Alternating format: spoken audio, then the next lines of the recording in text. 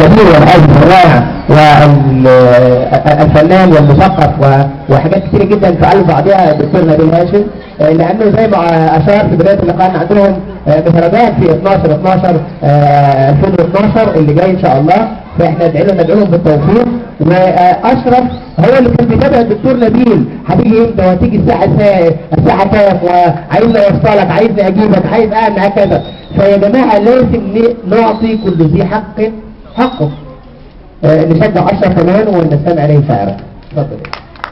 السلام عليكم ورحمه الله وبركاته. اولا انا اشكر الاستاذ حسن وبشكر الدكتور نبيل عشان تعبه معانا طبعا وجاي من مشوار طبعا جاي من غمره، ورغم المسؤوليه اللي عنده اهديت اغنيه لمتحدي الاعاقه. يا رب ان شاء الله باذن الله ساعجبهم وتعجبكم كده.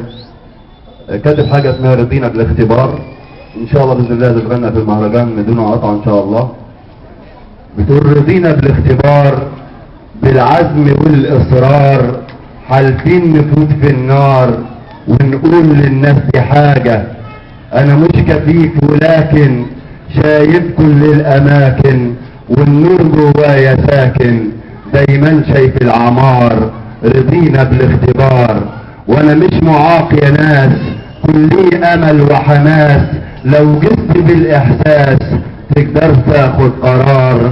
رضينا بالاختبار وانا كلامي بالاشارة لكن فن ومهارة، والفايدة في الشطارة ده الكل ليل نهار.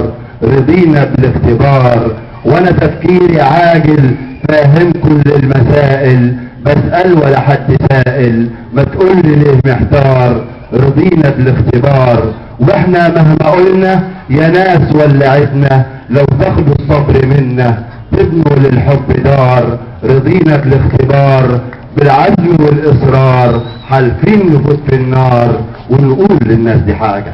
شكرا.